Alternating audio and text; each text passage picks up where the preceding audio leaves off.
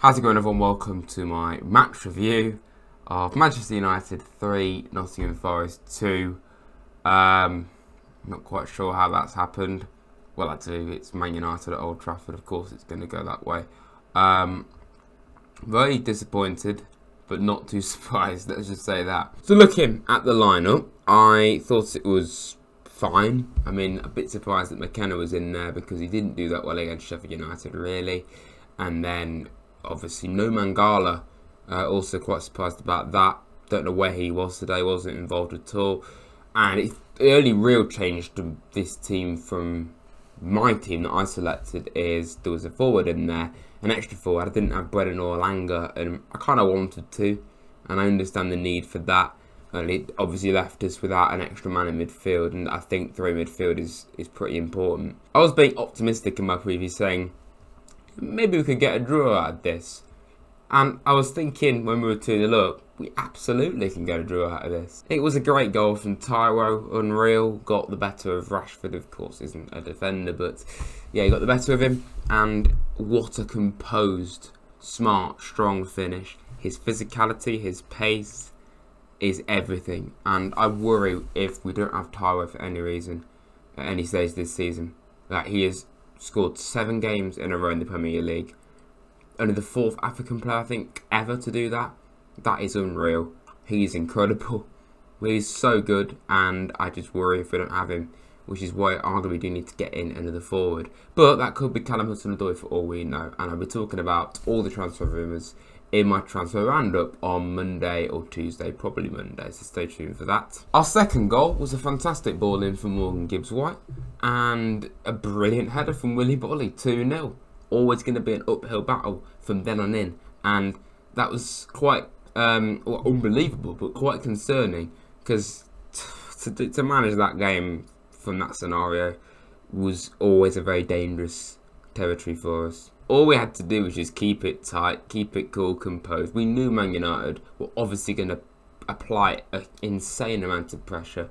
They had 90% of the ball at stages in that entire game. It was always going to be very difficult, but I just can't help but feel like we could have handled it a bit better potentially. But I will get on to this. The decisions from the referee didn't help in the slightest, and that's Big Six bias, really, isn't it? I try my absolute best to be as unbiased as possible on this channel. I'm Forest first, of course. I will give the opposition respect and, you know, say well done to them if they've scored a good goal or whatever. I'll pick out faults in Forest if need be, but Big Six bias was here in its fullness in this game. United's first goal was a good bit of skill from Rashford, got round Aurier quite easily, found Eriksen, great finish from him. And you're thinking at this stage, fair enough, okay, goal back, but let's just keep it tight. Back in your mind, you're still thinking, this is only really going one way. Man United at Old Trafford, it's going to be very difficult here. Their second goal, ball over the top from Marcus Rashford again. You know he's going to be the threat, completely caught out our defence. Header in from Fernandes, straight into Casemiro, and it is a good finish. But again, there's no one marking anyone really in that scenario. Like, there was like 3 Man United players free before they even got the ball into our penalty box, and that's the frustrating thing. It felt like a bit of a weak goal to concede, and then I am just thinking, okay, just get a point. I would have took a point 100% before start of play. Okay, we're throwing it away, but we'll take a point 100% at Old Trafford.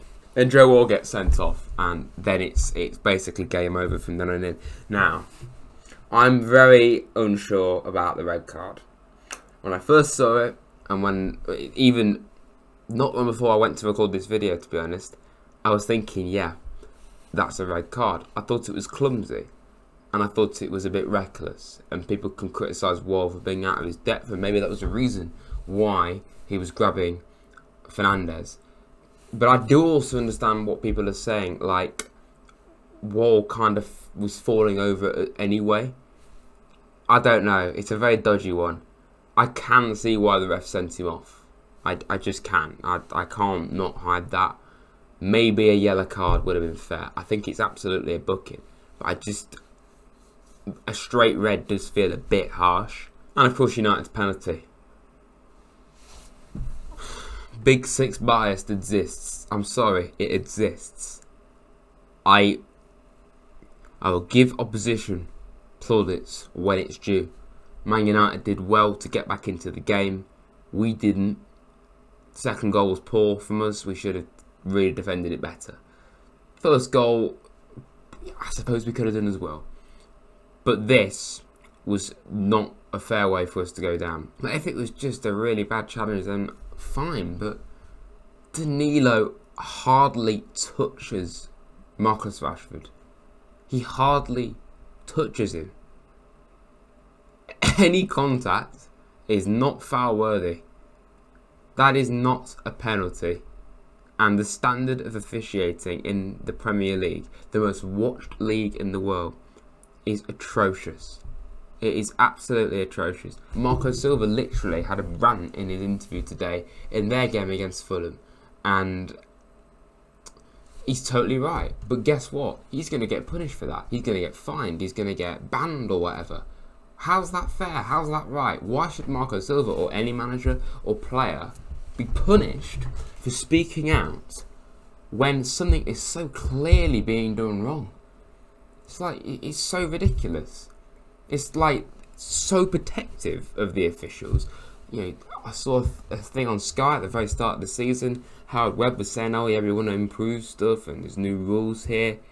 Well, one thing you can do is get better referees or train these referees properly and don't let them get away with it. Let people speak out without them feeling like they're going to get in trouble. And fair play to Marco Silva for just saying what was on his mind, because he was entirely right. I've not even seen the decision he was talking about, but he's quite clearly, from what I can tell, had a lot of truth behind it. But even if it didn't, I'm not going to get into their game, but like, just the fact you're doing that is great, but it's so wrong that he's going to get punished for it. And Steve Cooper, because Steve Cooper's so humble and down to earth, he won't do it in the same way. But if he did, he would have absolutely every right in the world to do so. And it's so frustrating. It ruins the game. It really does. VAR's one thing, but just making standard mistakes is another. So wrong and frustrating. And yeah, alright, we bottled this game. It was our own fault ultimately. But losing to that penalty decision is just the final kick in the teeth, and it's so wrong. Obviously, we've got Burnley next in the League Cup. I'm sure we'll probably play a few different players. I'm looking forward to that one though.